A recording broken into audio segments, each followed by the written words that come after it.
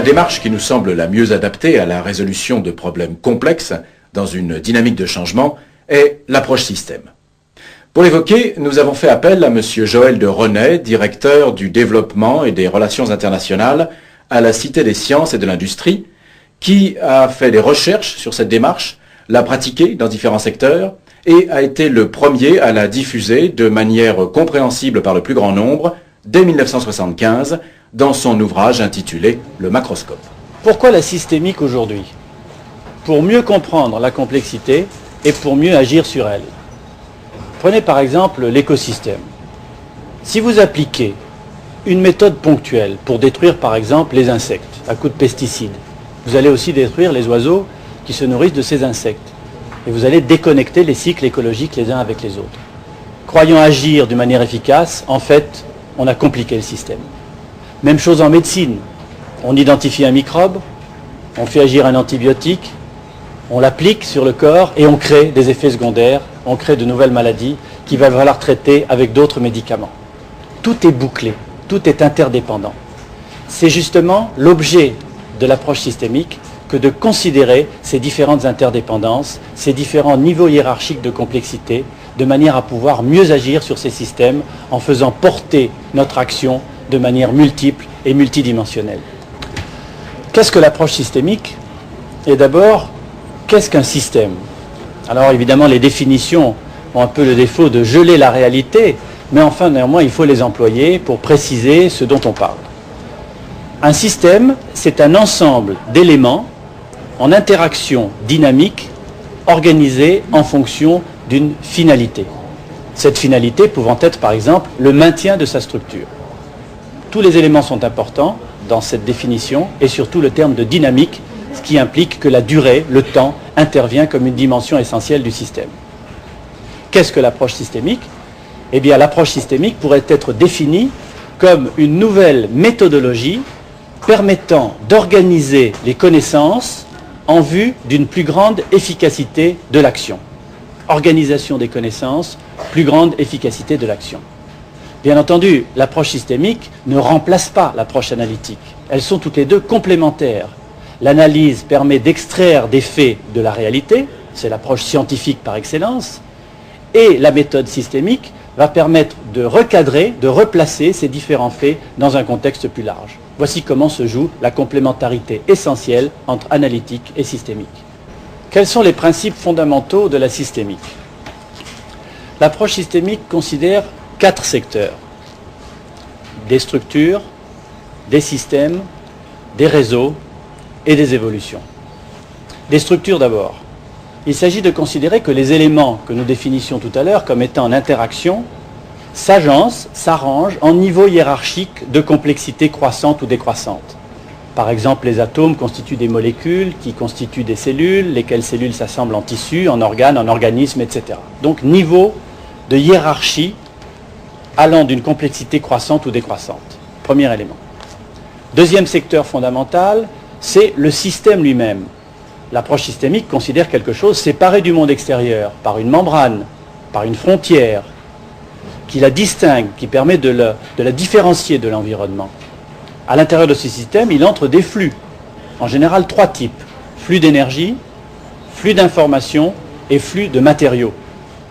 Ce système fabrique quelque chose vers son environnement. Il fabrique de l'action, il agit, mais il fabrique aussi du désordre, que les physiciens appellent de l'entropie.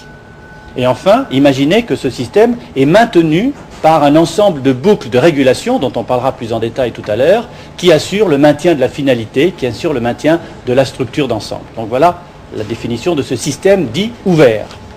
Troisièmement, des réseaux. Ça, c'est fondamental. Il y a 2 types de réseaux: des réseaux de communication et des réseaux de régulation.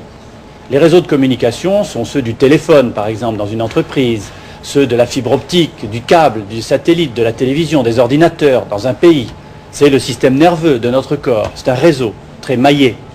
Et puis, il y a les réseaux de régulation. C'est-à-dire qu'un système maintient sa structure grâce à une série de mécanismes équilibrateurs qui vont renvoyer de l'information de la sortie du système vers l'entrée pour lui permettre de se réguler en permanence par rapport à l'évolution de son environnement. C'est ce que les Anglais appellent le feedback, c'est ce que l'on appelle en français la rétroaction. Rétroaction, pourquoi ? Parce que quelque chose qui se produit à la sortie du système est renvoyé à l'entrée du système pour modifier son comportement. Et dans ce cas, il y a deux types de systèmes de régulation. Ce que l'on appelle la rétroaction négative et la rétroaction positive. La rétroaction négative, tout le monde la connaît, c'est le thermostat. Plus il fait chaud dans la pièce, plus le thermomètre détecte l'augmentation de température, renvoie l'information à l'entrée pour faire diminuer la température en fermant la résistance chauffante. Si la température diminue, le système agit en sens contraire. Donc en partant d'un écart à l'équilibre, on arrive à osciller autour d'une valeur d'équilibre définie d'avance. C'est cela le feedback négatif, la rétroaction négative. Il en existe des exemples constants dans notre corps pour maintenir le taux de glucose dans le sang ou le taux d'insuline par exemple.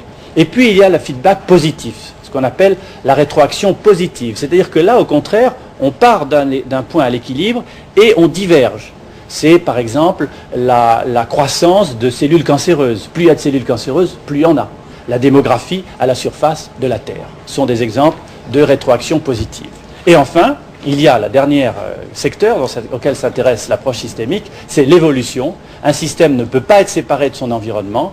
Cet environnement l'agresse en permanence, lui envoie des éléments perturbateurs, des mutations, comme le diraient les biologistes, et le système s'adapte en permanence à cet environnement changeant.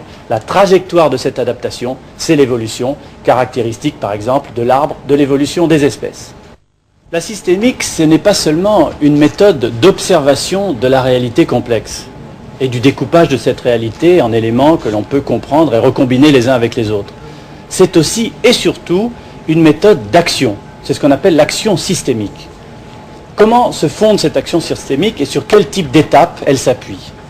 Il y a 5 étapes principales. Je vais les décrire une par une. D'abord, il faut comprendre que ces 5 étapes s'inscrivent à l'intérieur d'une de ces boucles de rétroaction dont je parlais tout à l'heure. Action, évaluation des résultats, nouvelle action. Alors regardons dans l'ordre ces 5 étapes fondamentales.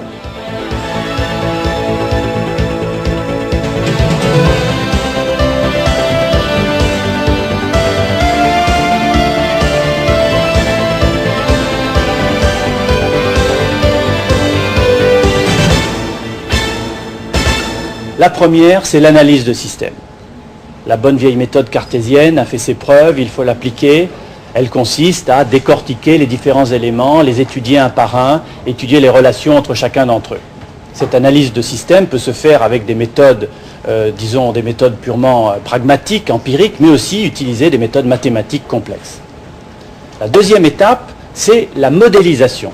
À partir des éléments qu'on a extraits de la réalité, on construit un modèle ou des modèles. On peut faire un modèle dans sa tête, on peut aussi faire un schéma. Un schéma est une forme de modèle. On peut faire un modèle sur ordinateur, à partir d'un programme, à partir d'un logiciel. La troisième étape de ce modèle consiste à le faire vivre, c'est-à-dire à le simuler. C'est la phase essentielle dite de simulation. On va faire comme si le modèle réagissait dans la réalité. Si je fais ça, que je change tel élément, tel paramètre, qu'est-ce qui va se passer ? Je peux simuler un modèle dans ma tête, mais je peux simuler un modèle sur ordinateur ou bien utiliser un simulateur, comme un simulateur de vol par exemple, qui permet au pilote d'apprendre à atterrir ou à décoller dans des conditions difficiles. Quatrième étape, à mes yeux, c'est l'étape essentielle de l'action systémique. C'est ce que j'appelle l'action combinatoire. Rappelez-vous du réseau de tout à l'heure. Ce réseau est fait de plusieurs nœuds. Si je veux agir sur le réseau pour le modifier, et que je n'agis que sur un seul des éléments, très très vite, l'ensemble du système va se mobiliser pour réagir contre l'effet que je veux lui faire subir. Il va y avoir ce que les économistes appellent des effets pervers.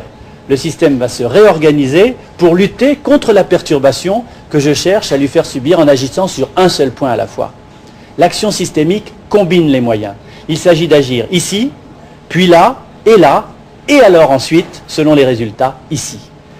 Ces éléments d'action sont en synergie les uns avec les autres et vont contribuer à faire évoluer le système dans la direction souhaitée. Donc oubliez l'action ponctuelle. En systémique, il faut agir de manière combinatoire sur plusieurs éléments à la fois. La médecine moderne le sait bien, qui combine le diagnostic, la prévention, le changement nutritionnel, l'exercice, plutôt que seulement l'application d'un médicament. Et enfin, dernière étape, très importante aussi, c'est l'évaluation des résultats. On a changé l'environnement par son action, cet environnement a répondu, il vous renvoie de l'information. L'évaluation des résultats consiste à intégrer ces différents éléments et à les réinjecter dans sa nouvelle action, respectant ainsi la boucle de rétroaction essentielle à l'approche et à l'action systémique. Il y a urgence à mettre en œuvre l'approche systémique dans l'éducation. Jusqu'à présent, la place qui est donnée à l'analytique est encore trop grande. Et je l'ai dit, l'analytique et le systémique sont complémentaires. Alors, quelles sont les voies principales d'une éducation systémique? Là encore, il y a un certain nombre de principes que je résumerai à 5. Le premier principe de l'éducation systémique, c'est d'éviter l'approche linéaire, séquentielle, traditionnelle. Commencez ici, allez là, terminez cela. Comprenez d'abord ça, vous comprendrez ça après. L'approche doit être multidimensionnelle, globale, tenir compte des interactions. C'est justement le deuxième principe de cette éducation systémique, c'est de tenir compte de ce qu'on appelle dans le jargon des cybernéticiens la causalité mutuelle. La causalité mutuelle, ça veut dire qu'il n'y a pas une cause et un effet, mais des effets qui réagissent sur leur cause, et qu'ainsi tout est imbriqué, et qu'il faut faire comprendre la dynamique d'un système, comment il fonctionne, comment il s'organise dans le temps. C'est un principe fondamental. Le troisième principe de la systémique, c'est d'éviter de donner des définitions qui gèlent les choses un peu comme on le fait dans les livres de mathématiques, parce que ça ne s'applique pas à la réalité complexe d'une cellule biologique, d'une ville ou d'un écosystème. Donc la définition peut éclairer à un moment donné un terrain ou un territoire, mais elle ne suffit pas à faire comprendre l'ensemble de la multiplicité du problème. Quatrième clé de l'éducation systémique, c'est de concentrer sa formation sur des exemples empruntés à des domaines qui eux-mêmes sont systémiques, c'est-à-dire qu'ils intègrent la durée, l'évolution, la complexité, la multiplicité des interdépendances et des rétroactions. Les trois que je préfère, parce qu'elles parlent à tout le monde et on les comprend assez bien, ce sont l'écologie, la biologie et l'économie. Je crois que ces trois domaines sont d'extraordinaires bases pour faire comprendre la systémique et ses différentes applications. Et enfin, le dernier principe, peut-être un des plus importants, c'est d'intégrer cet enseignement autour d'un axe vertical qui permet de comprendre comment plusieurs disciplines viennent se rapprocher, travailler en synergie les unes avec les autres pour mieux faire comprendre le tout. Par exemple, on peut apprendre aux enfants la géographie à partir de la dérive des continents, qui est un moyen de faire comprendre la géodynamique, l'évolution des espèces, etc. Et puis aussi, il faut le dire en terminant, pour bien faire passer la systémique et l'approche systémique, il faut aussi enseigner. C'est-à-dire qu'en fait, ça ne s'enseigne pas que dans les livres. C'est aussi comme l'art dramatique, comme le sport. C'est un enseignement qui se fait dans un atelier, qui se fait dans la réalité. On copie un maître, on copie l'exemple. Et je pense que là, c'est un des secrets de cette approche. Elle se découvre dans la création, elle se découvre dans l'interaction des uns avec les autres, dans les jeux de rôle, les jeux de cas, les jeux de simulation, le travail en groupe. Tout ceci, ce sont des méthodes qui se sont développées au cours des dernières années, mais qui devront considérablement se renforcer dans l'éducation pour faire passer ces grands principes de la systémique moderne. En conclusion, je voudrais m'adresser à vous, formateurs et acteurs des systèmes de formation et d'éducation, pour vous donner un peu en quelque sorte le message final de la systémique appliquée au monde d'aujourd'hui. D'abord, il faut travailler en équipe, il faut travailler en partenariat, parce que le savoir n'est pas dans une seule tête, mais il est partagé. Le respect du réseau est essentiel. Ensuite, il faut savoir travailler dans le cadre de ce que l'on appelle la recherche-action, c'est-à-dire évidemment de chercher les données, les éléments, mais aussi de les intégrer en permanence dans la réalité, une réalité qui résiste et qui s'oppose. Et c'est justement cette difficulté de faire pénétrer les idées nouvelles qui apporte un feedback, une rétroaction essentielle à l'amélioration de sa conception et de ses connaissances. Et enfin, peut-être et surtout, il faut aussi apprendre à travailler en réseau, à travailler sur des applications concrètes, à fabriquer des modèles concrets que l'on teste en permanence dans la réalité. On ne part pas d'un modèle pour arriver à une éducation ou à un enseignement. Ça, c'est un peu d'idéologie. Le modèle, c'est le point d'arrivée. Et ce point d'arrivée, il est pragmatique, c'est-à-dire qu'il résulte d'une confrontation permanente entre la théorie et entre le concret. Voilà le dernier message que je voulais vous faire passer. Bonne chance dans cette formation systémique. Elle est essentielle à la compréhension du monde d'aujourd'hui.